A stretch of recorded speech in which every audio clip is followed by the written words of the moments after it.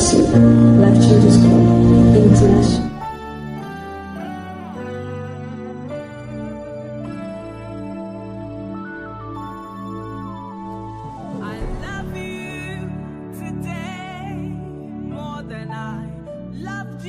Yesterday, and I will love you tomorrow more than I love you today.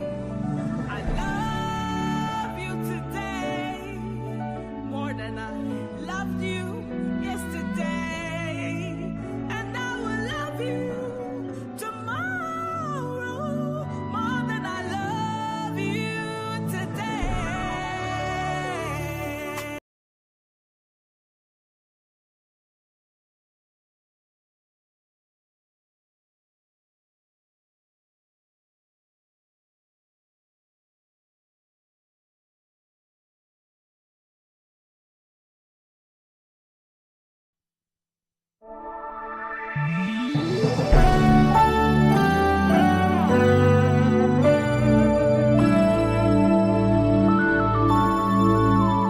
I love you today more than I loved you yesterday, and I will love you tomorrow more than I love you today. I love you today more than I loved you yesterday, and I will love you tomorrow more than I love you today.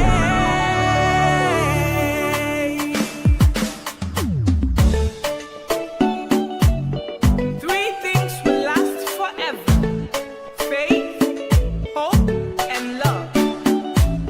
And the greatest of these is love. Come on, people, let's love one another. When we first got together, it was love. I knew that my future was tied to yours. You're that part of me that was missing. Now I found you and I'll never let you go. You are my destiny and I am yours. You have my heart, my soul, and I have yours. This love that binds us is forever. This is my love song promise to you. I love you, I love you, I love you today more than I loved you yesterday, and I will always love you tomorrow more than I love you today. Yes, it's true that we've had some ups and downs. Our love has not been problem free, but there's one thing for sure, and that's my love.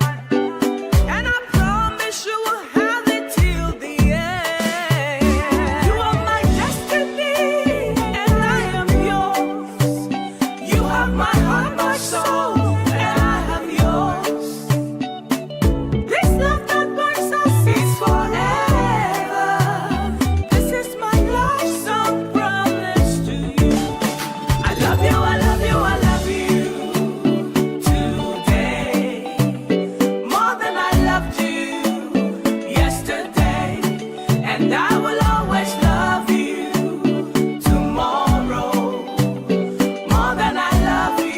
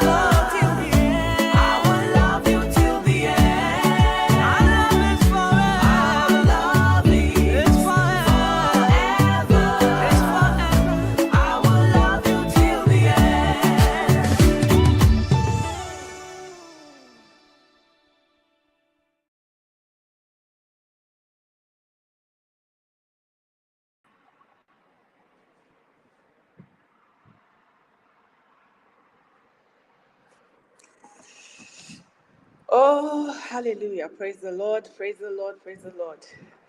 This is another day that the Lord has made, and we will rejoice and be glad in it. Yes, happy anniversary. It's still our 34th anniversary, and this is the only reason why the Relationship Friday has come outside to play. The Relationship Friday holds on our global platform every Friday, on our global platform. But this anniversary, we decided to, stream it and come online. To share some things with you. And so, congratulations, Life Changers. Congratulations to me and all our leadership for 34 years of journeying with God and this vision. And what a mighty God we serve. What a mighty God we serve. Today's topic is very important. I'm telling you, if you love anybody, if you have someone you love, call them. I'm telling you, this is going to be one of the best relationship advice you are going to hear, especially if you are single. Especially, it's going to be one of the best relationship advice you're going to hear. As Life Changers celebrating 34 years anniversary, I want to say that in 34 years of Life Changers, we started the relationship thing pretty early. We started with ladies only in Kaduna, the National Library. That's where we started. We started doing all these talk shows, and all of that. So that's as as teenagers and young adults. As young adults, we started to talk about, preserving yourself, preparing yourself. So almost 30 years, I would say, more than 30 years that we have been talking about relationships. The moment we started, hello everyone, hello everyone. It's good to see all of you. I may not be able to say hello to each one of you as I'm saying your comments, but I am telling you, I've read books for men on that are for men. I've read books for women. I have always been a relationship person. I've always been the love person. I love love. And I always wanted to get it right. You know, I always wanted to get it right. As a matter of fact, I was destiny conscious from a very young age, very destiny conscious. And destiny involves marriage, right? Yes. So you want to get it right, and so you study, and then you also check what all the rules and the regulations are, and then you try to do that. And if it doesn't, even when your relationships fail, you are analyzing, okay, why did this one fail? All right, so I can know not to repeat the same mistake again, and on and on and on. And I can tell you, over 3 decades later, I think about 5 years ago, I came upon one of the most important reasons why somebody can do all the right stuff, in regards to preparing for relationship, and things will still go wrong. And I shared that, I think it's on my YouTube channel, on the most important reason why your marriage will succeed. It's really not how much you prepare. It's not based on the information you know. It's not based on the books you've read. It's not even based on how much you've prayed. It's really based upon who you end up marrying. So your partner determines over 80% if your relationship works. Because if you know the right thing, you pray the right way, you do everything correctly, and you end up with a wrong partner. And wrong is in quotes, because wrong is not right and right can be wrong. Okay? I can answer that when we're doing questions later. But if you are with the wrong person, you will still fail. You know why? Last week I said something profound. I said one of my advice to young people is to know that whether you marry the wrong person or the right person, the devil will come. As long as you get married, the devil will come and test your marriage. So, but don't choose someone that will open the door for the devil when he comes. That is how you win. So, who you end up with is the most important part or factor in a successful marital relationship. Okay? And that's on my YouTube channel. That who factor is the biggest deal. And that was a major thing that kind of like, it makes sense. Because so it's not about how much I prayed. It's not whether I prayed. It's not whether I did the right thing or not. It's actually who. Because marriage takes two to make it work, and it takes one to break it. It takes one to spoil it.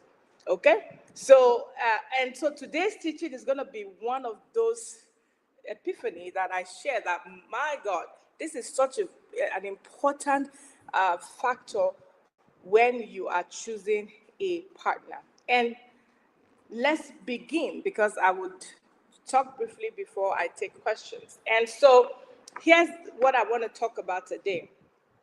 You've seen the title. It is the attraction that passes the test of time. We know that attraction is what commences a relationship. Attraction is what brings about the beginning of a relationship. Oh, I like you, I like you, I love you, I love you. Let's see if this works. And then boy meets girl, and then boom, they start to have a relationship, and then it can lead to marriage eventually. Um, but what goes wrong? Why is it not enduring in some situation? Why is it not enduring? How can an attraction pass the test of time? That's what I want to talk to you about today. How that attraction can pass the test of time. And you better hold on to your seat. This is a big deal. Today, it's a big deal. If you get this, you are all right. You can go take your decisions when you ensure that this factor is checked. Okay? Now, uh, the main reason why your relationship or your attraction will pass the test of time is when you ensure that the attraction is to your essence, not the idea of you. So I came to realize that there are people who are attracted to the idea of who you are, but not who you are. Do you understand? There's some attraction that is based on the idea of who you are. I see a guy, and I have some examples that I will buttress the point. When I see a guy, I see a girl, I'm like, she fits into my imagination, into my idea of a wife. She looks like a wife, you know. Uh, she looks like someone that is matured enough to, be my wife. Or I think I like her complexion. I like her height. She looks fertile. I think she looks like someone that can give birth to many children. The idea of who you are can be appealing until it's not who you are. Until it's not who you are. But then again, it's part of who you are, because if it can create an idea, that means it's part of who you are. So your packaging sometimes can be attractive, but the essence of who you are is not. And that is such a big deal that I really want us to get. That someone can be attracted to the idea of who you are, but then it's not the essence. So, okay, what is the difference, Pastor Joy? Tell me, what's the difference between my essence and my ideology? Your essence is those traits that are indispensable about you. The real you, the essence of you is like your purpose of being. The things that cannot change about you, your wiring, not your packaging. Let me give you a quick example. A refrigerator have different size. You have the bedroom size, you have the medium size, and you have the really huge ones. Now, if you see a bedroom refrigerator, it looks like a stool. I'm sure some people have sat on it at some point or the other. So if you are in a room and you're tired and you see the shape of that refrigerator that is in your bedroom, it's gonna be like, man, I want to sit down. I need to sit down somewhere. You're probably gonna say, okay, there's nothing to sit here. Let me just sit on this. It can hold you for the moment, but does that make it attracted you? Your weariness, your tiredness, in that moment. You were looking for what will appeal to your butt to sit down in that moment, and you found that refrigerator and you went and sat on it. But does that make it a stool? No. You can't take it with you out and say, okay, I found a stool, I'm going to go sit on it. No, it served that purpose. And that's why it's easy for some people to discard.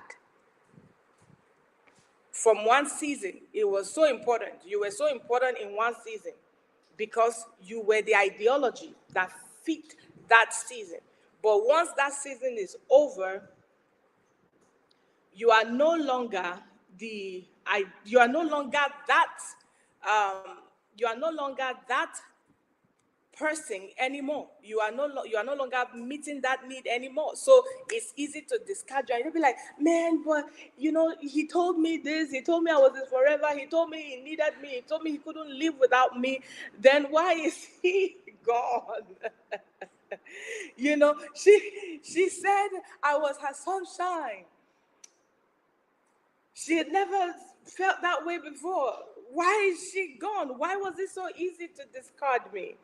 Because they were attracted to the ideology of you. They were attracted to the convenience of you, to the appeal, to the need of the moment, but not to the essence of you.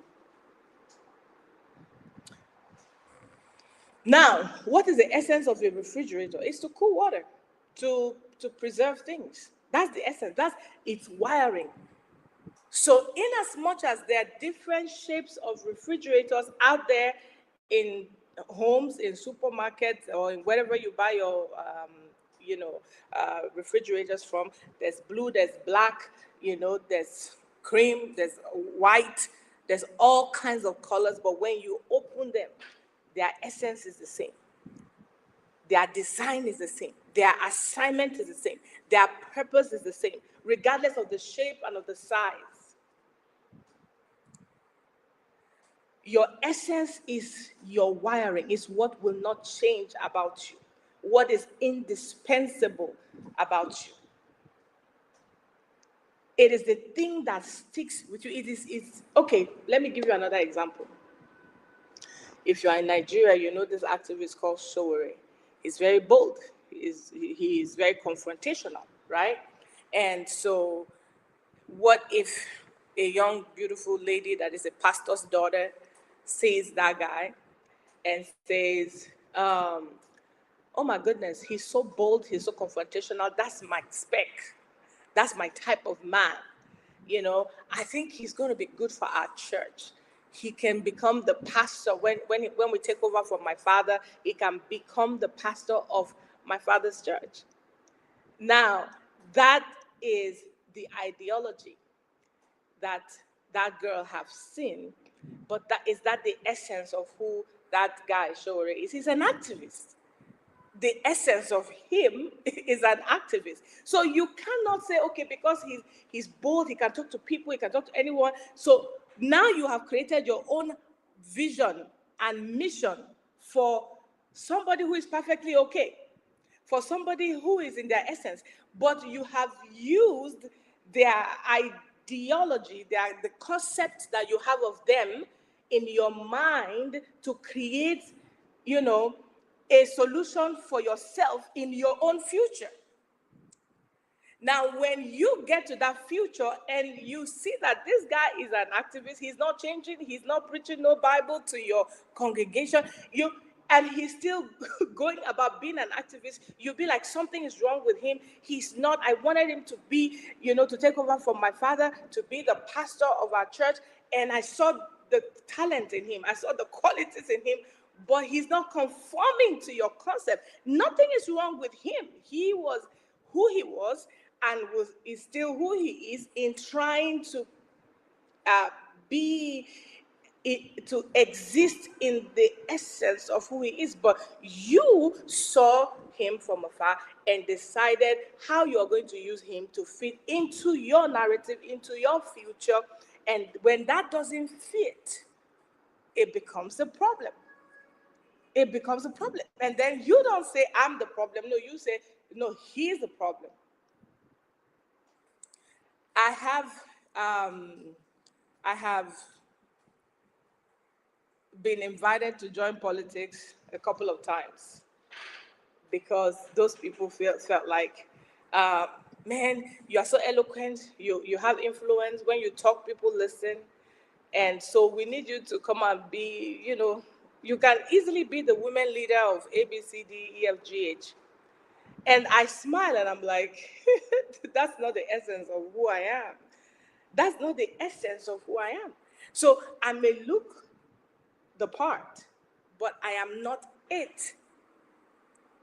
So the problem will be when someone looks at you, you see me in church, singing or speaking, teaching, and then you'll be like, man, this girl is so eloquent, I'm going to marry her, and I'm going to, go into politics with her. And then you do that without their permission. And now you want to make them into a politician because you think, hey, you were wasting your time speaking in church. You're so much better than this. You've got talent. You can be a woman leader in so and so political party. And then that's not the essence of who I am. So the essence of who I am is that I use the same eloquence or I use the same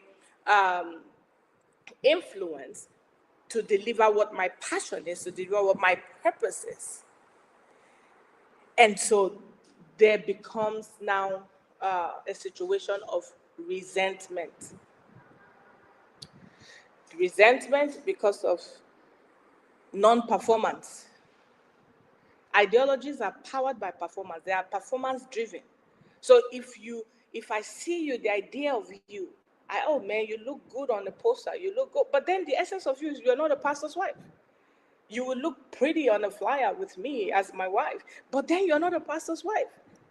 You are a fashion designer. Or maybe you are a restaurant owner. The essence of you is that.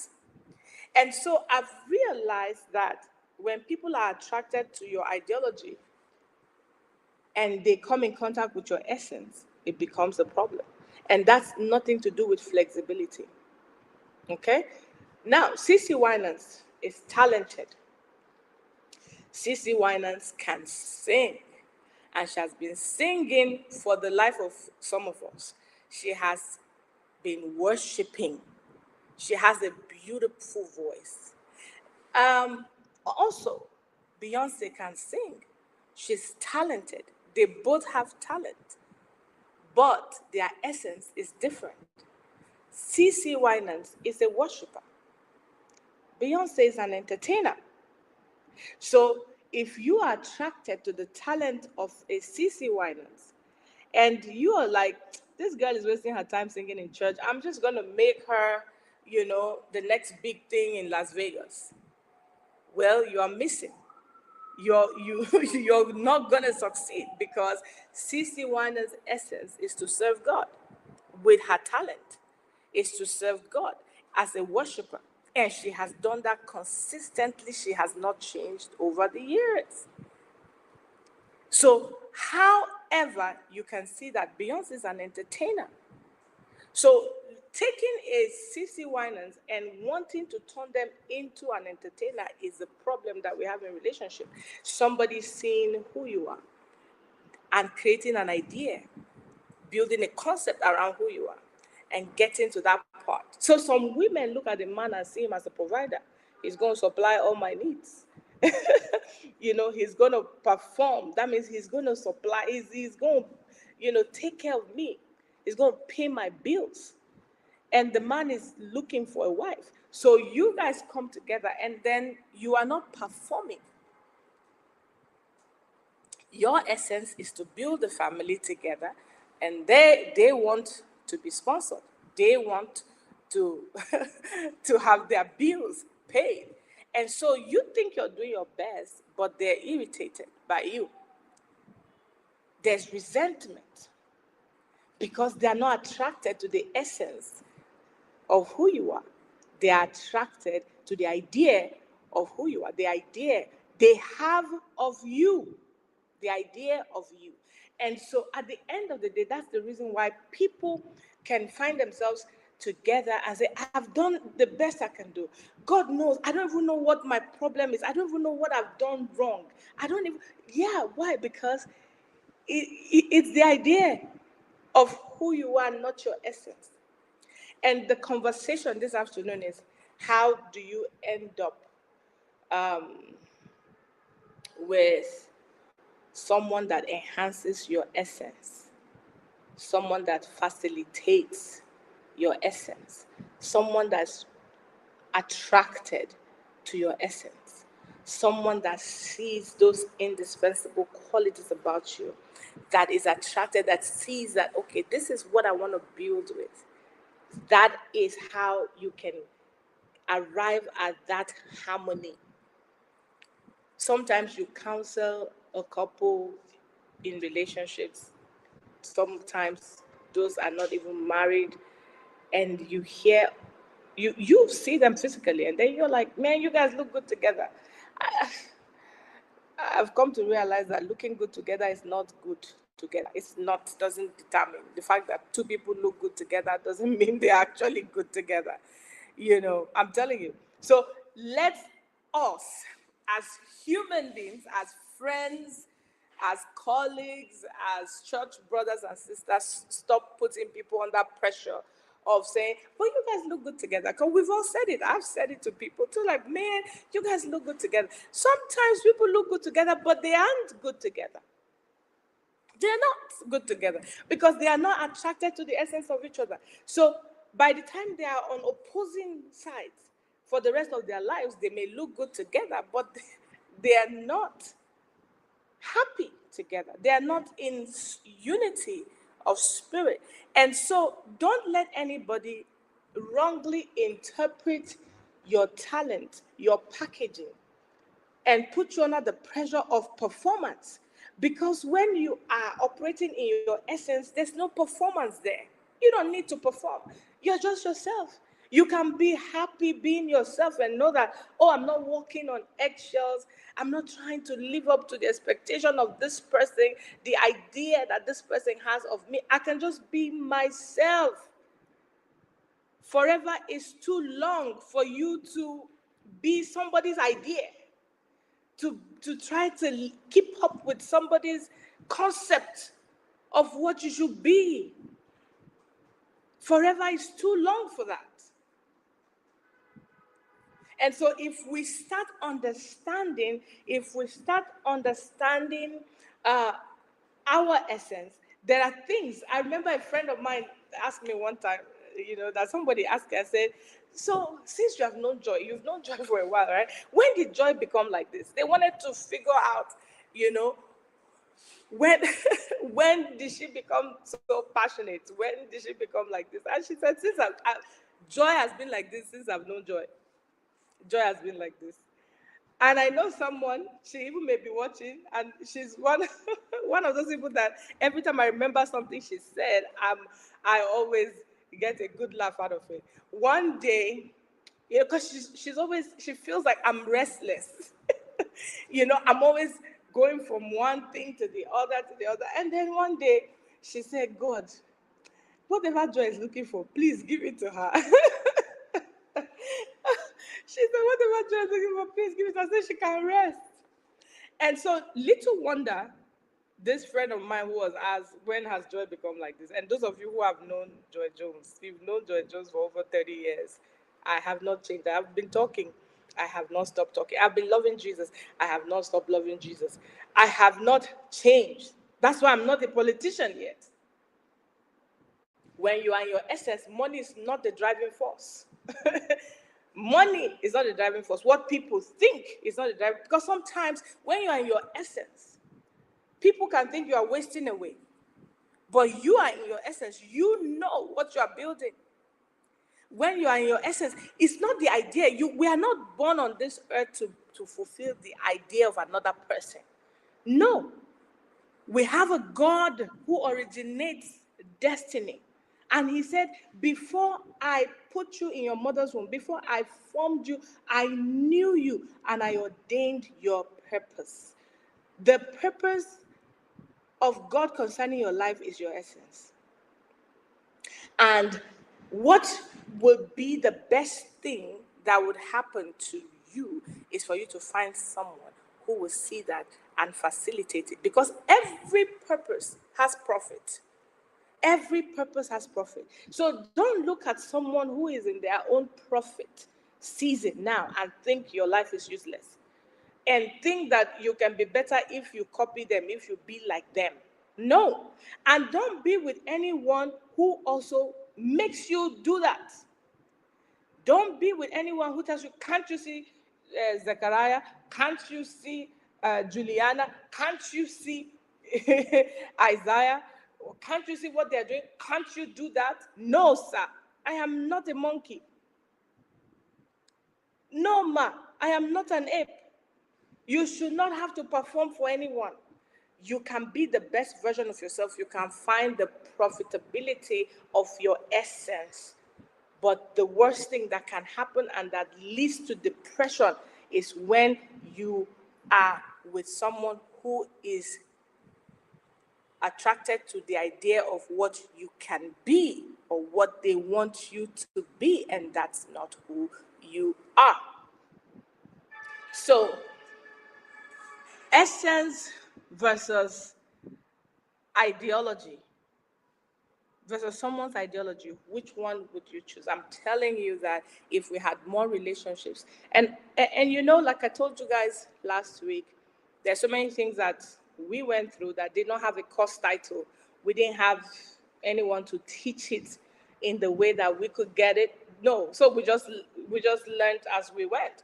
And so now we're teaching the things that we have seen that work, the reasons why some things have failed, and the reason why some things have worked. There are people who have been together for 30 years, 40 years, and some of them are happy, some of them are not. So we don't take examples from those that we know they're together for 33 years, but they're not happy. They're not happy. They don't look happy. They don't say that they're happy. They're just serving a life sentence. You know, but there are people who are together, they are genuinely happy with each other. They are not just happy with each other, they've also facilitated each other. They have grown because of each other.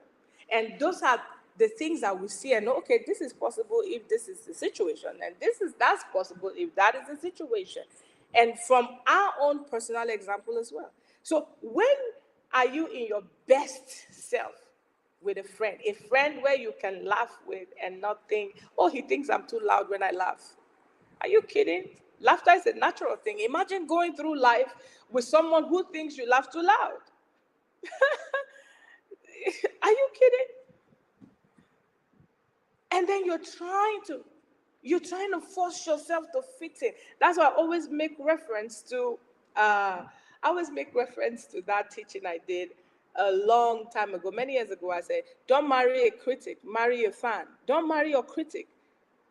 Life is already burdensome enough for you to spend the rest of your life on this planet with someone who's your critic.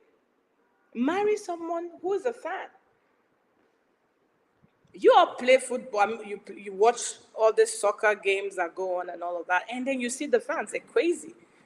They're crazy. They wear the jerseys, they shout the names. You know, be with someone who is into you like that, who is into your essence, who says that, man, you've got it good, you have something that the world needs. Someone who will push you, not somebody who will hide you under the bench and say, you embarrass me.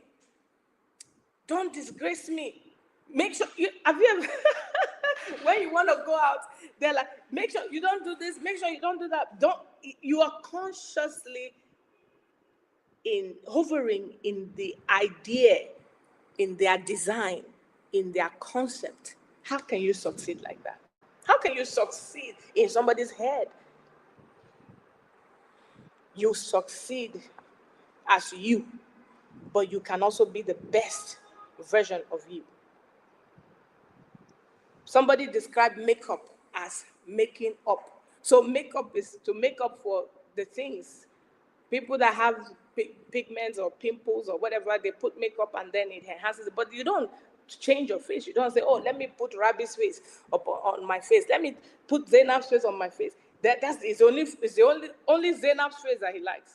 It's only Rabbi's face that he likes.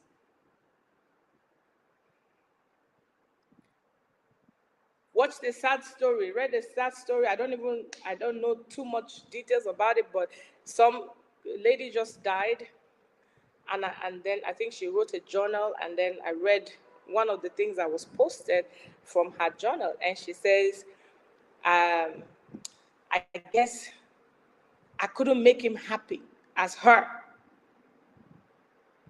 She was the one that made him happy for 4 years or something like that. And I'm like, what a miserable life. What a miserable life. You're competing with invisible forces. Anytime a husband or a wife start to tell their wife or their husband, oh, you don't jump like this person, you don't sing like this person, you don't, you, your tummy is not as flat as this person, you don't talk like, please give me a break. No, those are the problem that we have. Marry someone that likes you just the way you are and will enhance it. That will be a makeup. It will add makeup to who you are, not change you into a masquerade. If you get this lesson today and add it to the that urgent factor about the fact that don't depend on what you know about marriage. You think that you will succeed in marriage based on what you know.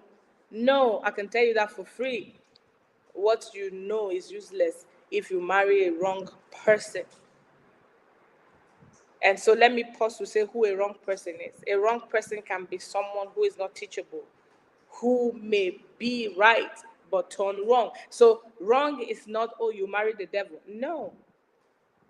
That's why I am happy about this teaching, that if you end up with someone that was attracted by the idea of you, what they think you're going to bring to the table, what they think they can turn you into, not what you are. If you see an eagle and you admire the eagle, and then you bring the eagle and you want to turn the eagle to a chicken, you say, I like chicken, I prefer chickens, I don't want you flying high. Just be a chicken and that's it. Bro, you saw me flying 40,000 feet above sea level. And you told me you like my wings, you like how I spread them, you like how I just glide in the atmosphere. And now you want me to be a chicken? And now you want me to be a chicken? So just use my beak and peck food from the ground. That means you could have just gone and bought a chicken in the first place. So those of you who are not married who are listening to this, oh man, you are blessed. And you should take this advice seriously. All right, guys, let's go to questioning. Because I know some of you may still ask questions. So are we taking questions from the global platform or from the comment today? Media, please let me know. Because I've seen some questions. And those of you greeting, I saw greetings from different parts of the world. Say, hey, hi. And I know I haven't come on my personal page a long time. Lifechangers been just hiding me. Won't tell them, they've just been keeping me. So we have questions. The way Relationship Friday works, we talk and then we share questions. So let me see the questions. What's the best way to handle a wife who has the ability to to elevate her husband's working condition but refuses? That's a good question. What's the best way to handle a wife who has the ability to elevate her husband's working condition but refuses? Now, this question is from your perception. It will be, I would advise counseling. I would advise someone to hear what the reason of your wife, what her stand, what the reason for her stand is. That's what I would advise. And you can put your information if you want um, counseling. We have we have blessed people in Life Changers, um, seasoned people that can help, and I myself can step in sometime. So, but this question, communication is critical. Communication is critical. And so if there's no selfishness, if you are not operating from what I'm talking about, if that's the idea of how you have. So as long as there are some relationships that as long as the woman is bringing money, the love is flowing. That's not love. That's not love. Any relationship that is performance driven, if I do that thing that you think is what makes me a good girl, is what my hair now I can love you. If I lose weight, you tell me lose weight so that I can love you more. If I have to lose weight I'm not going to value it. I'm not going to appreciate it. All right. So if it's performance driven, it's not the essence. But let me tell you, sir. Let me tell you, sir. A woman can do anything for a man that values her. A woman can do anything for a man that values her. And a woman can do anything for a man that she feels secure with. But if you show her that you are just using her for your convenience and you don't show that you are interested in her own fulfillment, then she would now begin to make plans of her own for herself, knowing that this guy don't have me in mind. He just wants to use me to facilitate himself. If you prefer yourself above her and you are not treating her as one, then that may be a reason why she would now withdraw her best. And honestly, let me even tell you the disadvantage. When you are with a woman who is not unleashing her best, the favor, the Bible says that he who finds a wife finds a good thing and obtains favor of God. And the unity that I talk about, the unity that makes things go fast, that makes success come easy, make a woman happy, not the unreasonable women. I'm not talking about the ones that say you have to buy them designer handbag for them to be happy. I'm not talking about the ones that are just, unreasonable. No. But if this woman has the ability to elevate you and she's not, maybe you are making her feel that that's the condition that you will love her. And maybe she doesn't feel secure in your love. However, I would encourage a counseling situation. When you go for counseling, it can be interpreted better. The woman will talk about why she's withholding herself, and then there can be that understanding facilitated. Okay? Um, let's go to the next question from the platform. Um, how do I end up with someone that enhances my essence? How do I end up with someone that enhances my essence? That's the whole reason for this broadcast today. That's the whole reason for this broadcast. That means you have to test it. You have to give it time. Don't, one of the things, the ways that you know, don't be with someone based on what they say until you can judge their action to be so. Their words have to match with their action. A lot of people have sweet mouth, men and women alike in this day and time that we're in. So if because this person is a lady, right? Yeah. So if a man comes and is telling you, I love you, I'll buy the whole world for you, and they come into maybe a little bit of breakthrough, and you don't have a part in it. You don't have a part in small things. You can't have a part in big things. Okay? So, and then he's saying, don't worry, just in the future. Everything is futuristic. They can't make personal sacrifices, even to spend time with you. But they're telling you they love you more than the world. It doesn't make sense. And sometimes we women, we are so addicted to sweet words. You know how I said last week that women are reactionary, we are emotional, we react. So it's like if someone says something nice, a lot of women are in love with words. That's just it, not with character. A lot of women have fallen in love with words, not with character. A lot of women are falling in love with promises, not practices. Love is kind. There's even no part of that fruit of the Spirit that talks about what the person can say. Everything is action. So if you are falling in love with promises and you're not seeing the promises, and then you be like, oh no, but he said the other day, he even said he's going to take me to Paris. He said, he really loves me. He was even crying when he said it. Honestly, I just, the way he talks to me. Okay. So one of the ways to definitely end up with somebody that is attracted to your essence is to watch their actions, not just their words. Men can talk the whole world. They can make you feel like you are walking on the cloud, but check their actions. If someone says you are the only woman for me, and every 2 months he's cheating on you, you are not the only woman for him. It doesn't matter if he says this 100 times. You are just not the only woman for him. That's how to check. That's how to check. So check people who say what they mean. Watch their actions. Let their actions be in harmony with their words. Are they promise keepers? If someone says, oh, I'll call you in 2 hours, and you don't hear from them for 2 weeks. Now, so these are the things that seem as if they're a no-brainer, but we as ladies will just be like, when he calls you and he spends that 1 hour with you and he's just telling you, I miss you so much. You don't even know how bad I want to be with you right now. Uh-huh.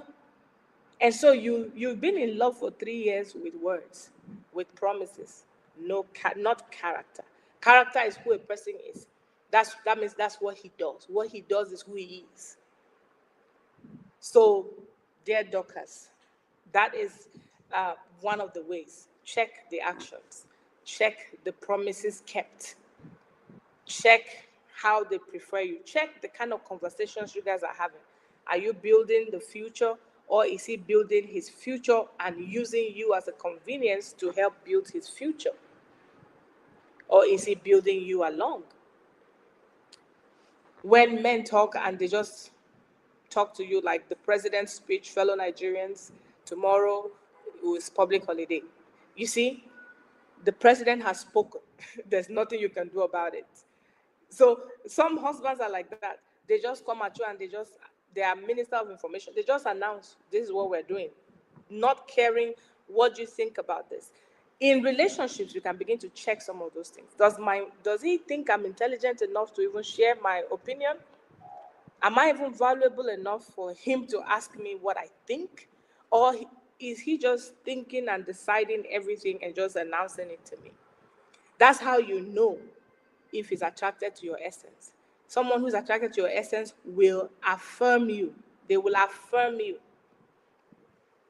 They'll be like, you are good in this area. So what do you think we should do? That means they're giving you credit. They're validating you, your strength, what they respect about you. They are putting it on the table, what they respect about you. But if you volunteer to do something in a relationship, say, hey, I don't want it. Don't try, don't do it. I don't want you to mess anything up for me. So that's how you know.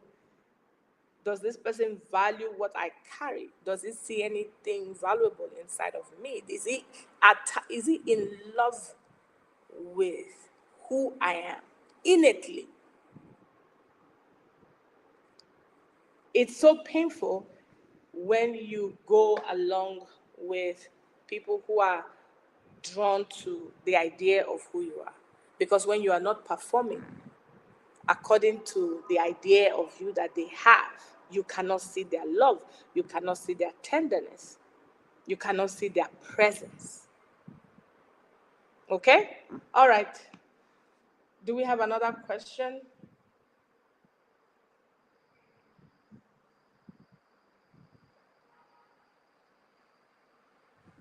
Let me check.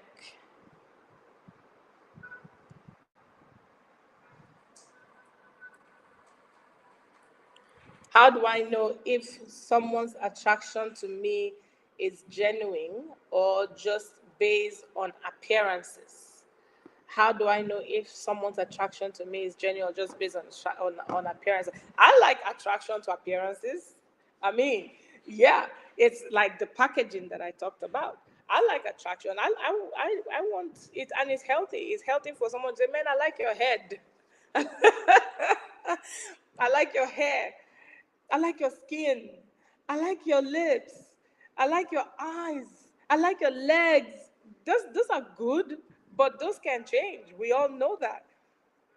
I remember I was talking, I think on a talk show with my dear friend, Pastor Ayo, and he was saying something so funny. He said why he doesn't believe in this attraction to physical beauty. He said there were ladies that he was dying for and pursuing those days.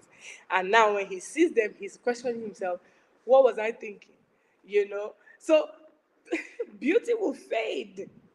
The Bible tells us that. But a woman that fears the Lord, the Bible says she shall be praised. So even men that have flat stomach now can have pot belly in the next 5 years. So that's why our attraction, our value for one another has to be more than physical. But I like it to be the physical part to be part of it, because it is why you will have a romantic relationship, physical, because marriage is physical. You don't want somebody who is kissing you and closing their eyes and doing like as if they're about to drink bitter medicine. You know, See, they're like, God help me, please. No, you don't want somebody who needs to pray to make love to you. Like, God, give me grace to. No, you don't need somebody who's there off the lights because I don't know. So that physical attraction is important. Um, but it is important to know that there are certain things about me that this person is drawn to, that this person loves, that triggers this person. There's something about my assignment, there's something about my purpose, there's something about my gifting that this person is in love with. Okay? So that is it's still, you're still gonna know. You're still gonna know. And so if someone is attracted to you and the only thing they want to do is touch you, and that's it, they can't have a conversation with you. They can't talk with you. They can't have a conversation with you. They just want everything physical, physical, physical. No, that means you don't fulfill them in terms of being a companion. You should be able to be a gist partner. You should be able to be a strategy partner. If they consult you for common sense, for wisdom, if they can consult you for the things that have to do with them, you are having conversations. You can laugh about a project. You can, reason together. You can talk about stuff. But if all they need you for is just, mero kwanta, like they say in the northern Nigeria. Oh my gosh, yeah. If it's just for that, the activity in the other room, that's the only reason, then it's not going to be fulfilling. So check what keeps drawing them. Check. Am I at the 1 hour mark yet? Is it 1 hour? Am I out of time? Huh? It's 1 hour already. Okay, well, they say I'm out of time. Uh, 2 more minutes. Oh, 2 more questions. All right, let's take it. Let's take this because we just had an hour. Is it okay to feel discouraged when someone you like doesn't meet your emotional needs early on? Or should you give them more time to understand you? Uh, so, emotional needs, in quotes, I would like to know what that emotional needs are. Is it physical or intellectual, emotional? Like, is it they don't comfort you enough, they don't hold you enough, or they or they're not? Because a lot of A lot of single people are having more sex than married people these days. Single people are having more sex than married people. So is it in that regard? So I probably want to clarify what that emotional need is. They're not meeting your emotional needs early on. I'm tempted to digress or to buttress. I talked to a gentleman one time, and he said, "Pastor Joy, you need to do a topic on this one, because I talked about how ladies who get married as virgins stay entitled and don't evolve or don't learn or just feel like they don't need to learn anything, and why that entitlement mentality sets in." And so when I explained, he was like, "This is, you are just talking about me and my wife. This is the perfect scenario, and you need to talk about it. You need to make a whole, you need to put this out there." I was like, okay. So in this case, I don't think this person is married, so I don't understand the emotional needs, but communication is still key. When there's love, honestly, one of the major things that hampers peace and progress in relationships is the lack of fidelity. And yeah, because when there's no fidelity, there are options. I don't care whether it's in marriage or before marriage. If you're dating someone and there's no fidelity, they are very impatient. They're very impatient. Okay, what Tina is not willing to do, Angelina is ready to do. So it's like an open market. So there's even no patience to understand Tina and to make Tina feel loved enough to be vulnerable. If it's like, I tell some men, I say, you guys have been spoiled with this whole ideology of women are everywhere looking for husband.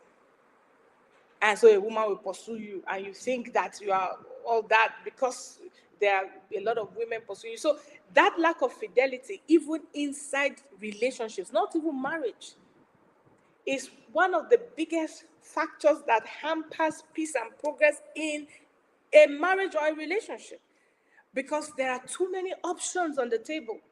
Too many options. So that's why there's comparison. You didn't do like um, Lizzie used to do.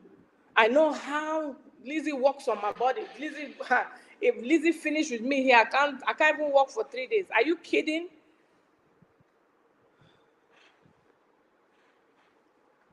So if there's fidelity, there's no option.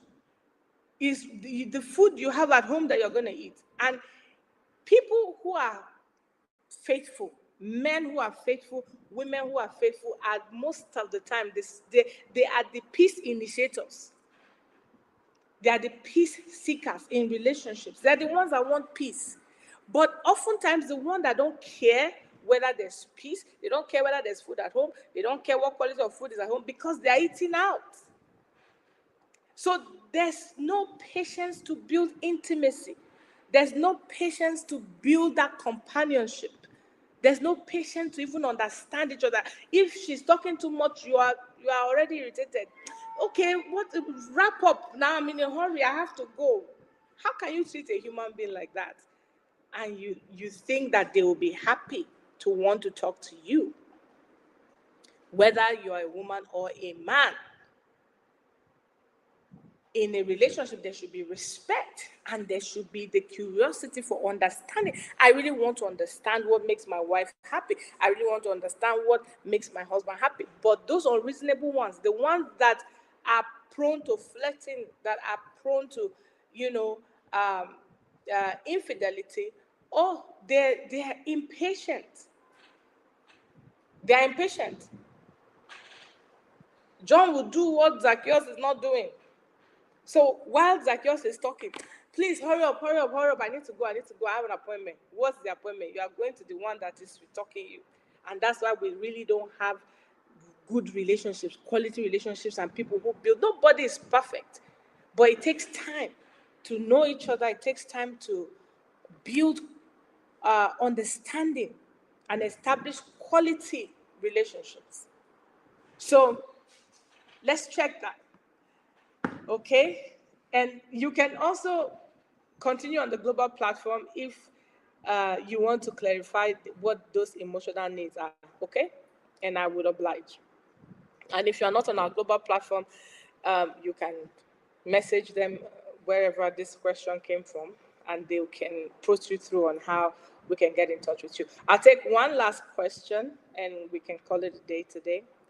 When one person in a relationship feels turned off because their partner doesn't respond the way they expect, is that a sign of incompatibility or just a communication gap? That's the question.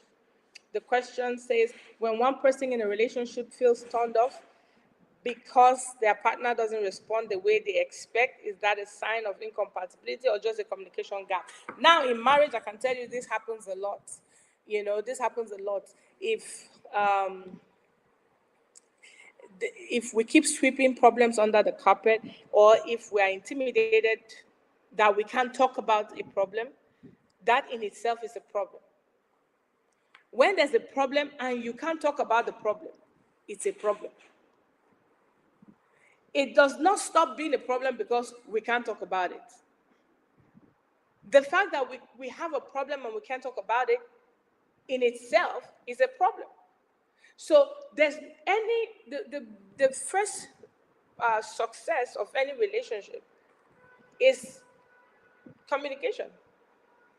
That I like talking to you and you like talking to me, and I can talk to you and you can talk to me.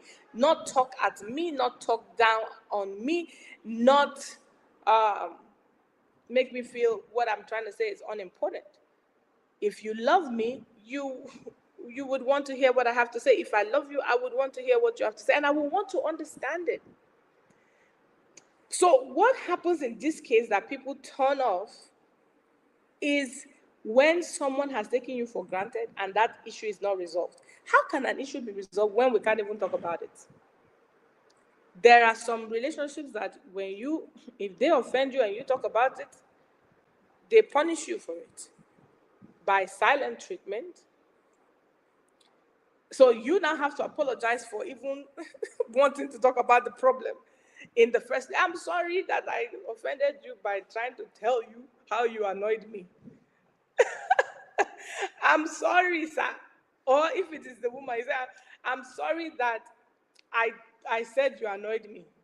Now, does that change the fact that you really annoyed me? No. So now I have apologized for confronting you that you annoyed me, and then we're quiet. So what do you think my body will do? My body will be quiet too. Do you think that when you come to touch me, my body will just be excited about you? No, there is something that is unresolved. So that is why some people turn off. You didn't want to talk about it, or you got angry that I wanted to talk about it. And so my body turns off because the body is a function of emotion and hormones. It is thoughtful and respectful and kind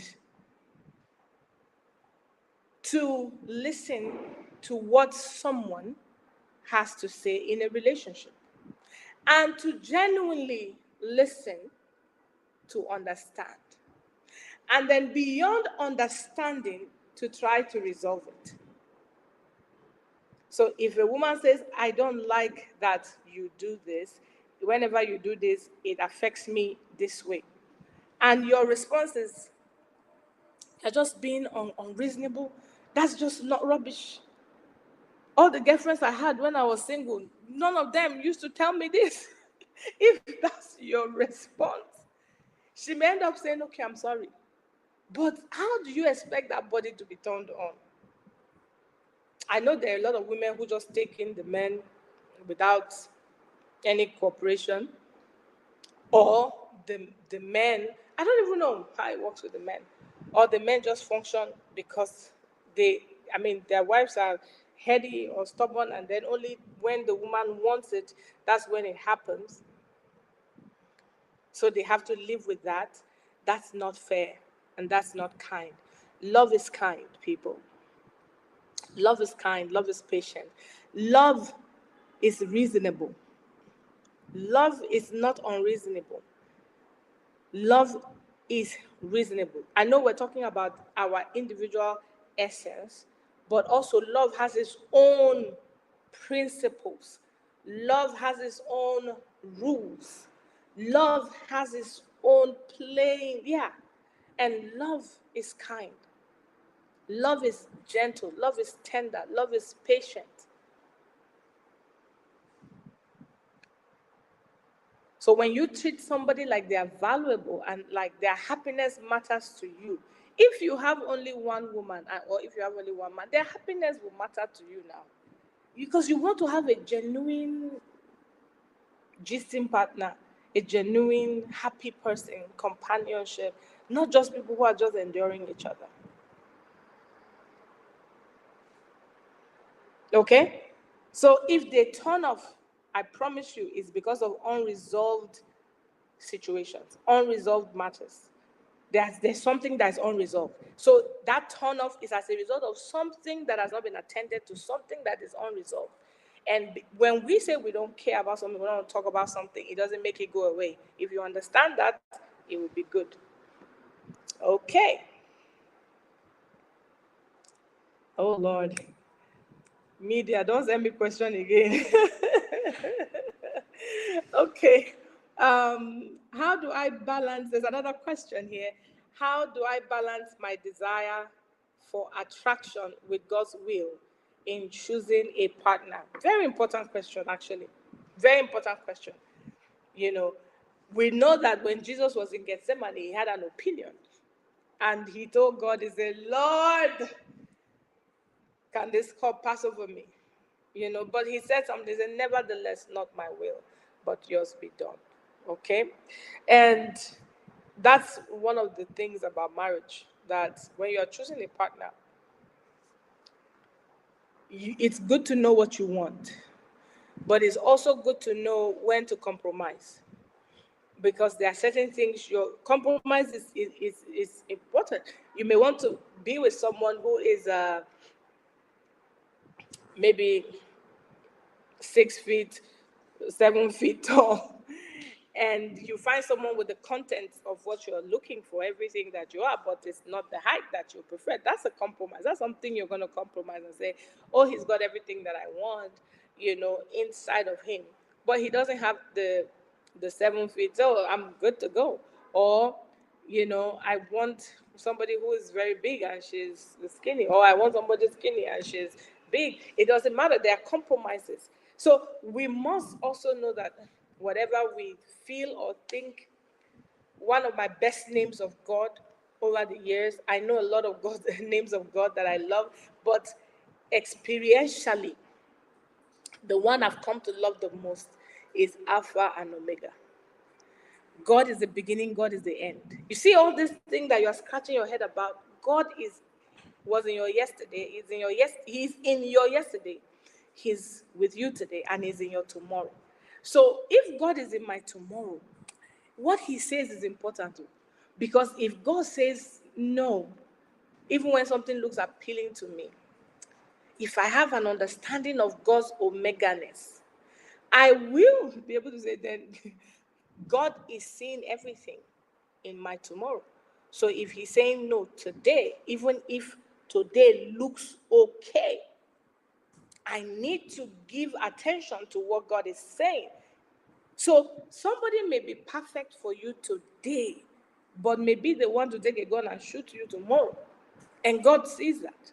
So if you say, God, this is A, B, C, D, E, F, G, H of what I want, but nevertheless not my will, but just be done. So if the Spirit of God say, and even if everybody else say yes, and God say no, if everybody say no and God say yes, you know that that's your insurance for the future.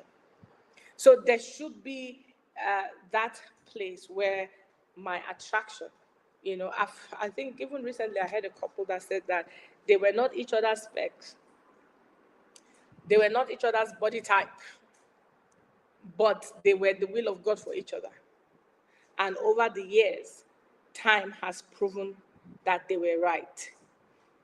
today they are in a very, very good place. So certain times you have to discipline your flesh. Paul said, I beat my body. Yeah? He said, what was gained to me, I counted as what? Done for the sake of Christ. So there are certain things that you'll be like, yeah, this one is my partner in destiny. This one will facilitate my destiny. And marry someone who will take you to heaven. Not marry someone who will take you to hell. Don't marry a figure eight that will take you to hell. Marry someone who can partner with you, and both of you will make it to heaven. Okay? So know when to compromise. Know when it is important to compromise. And that is where to bring God in to say, okay, this is what I usually like, but God said this, I asked God this, and God gave confirmation. And so you made the sacrifice. You make the sacrifice. And you would now realize that whenever God tells you to make a sacrifice, you can't outgive God. You would realize that you will live to testify of that positivity, that, man, I'm glad I heard God. You can never hear God, obey God, and regret. No, it's not possible. Even when it doesn't look good, you can't regret. I'm telling you, when you obey God. All right.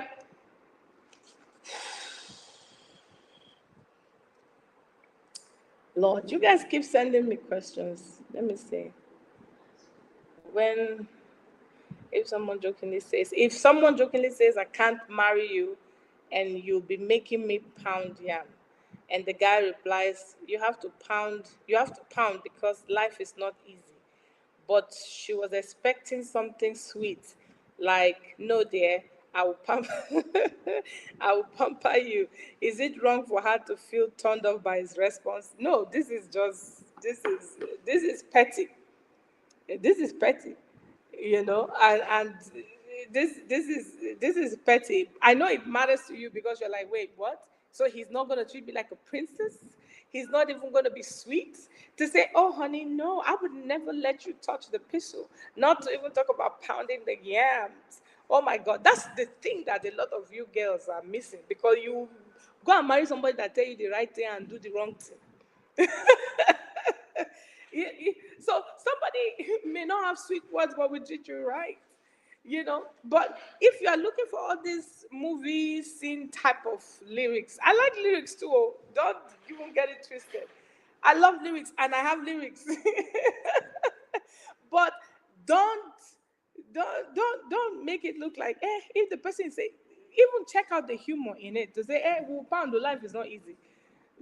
Look at it from a perspective of positivity, to say he's been real, But the reality of life now is that people are not even pounding yam anymore. There's poundo yam everywhere. There's blenders that are pounding even real yam, not even the poundo yam. That's the reality. So this is not even a big deal. Okay? This is not a big deal. But if someone is abusive outrightly with their words, it's not okay either. It's not okay, and you should check it, because sometimes they say people say what is truly on their mind jokingly, and you need to check it. Okay? All right. I think we've had a good run today.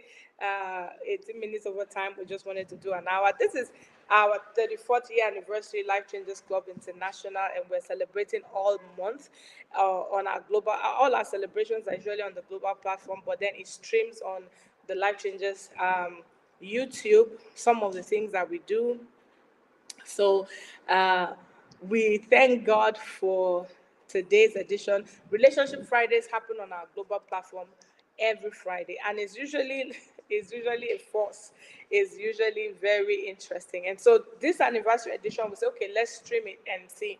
I think even after the anniversary, we may choose to continue sharing Relationship Friday content with you, because it's so necessary, it's so needed, it's so potent. And I like the fact that our young people are quite vulnerable, and I'm also vulnerable in sharing my answers with them, because we want to make sure that they get it right and they don't make the mistakes that some of us made, or learn from the things that we have learned. So when you know better, you do better. Okay? So this is Joy Life Changers here, signing out and wishing you love and light. May your relationships be full of love, peace, and genuine happiness.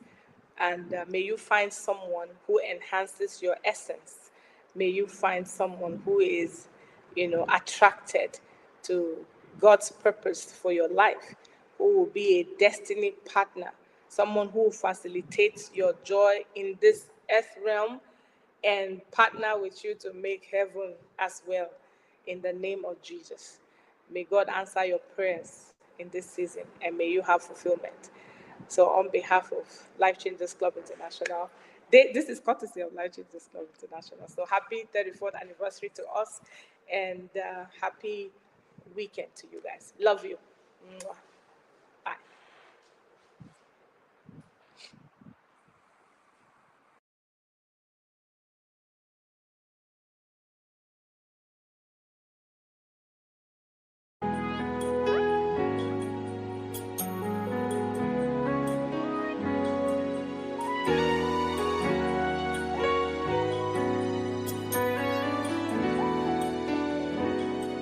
I'm loving you more.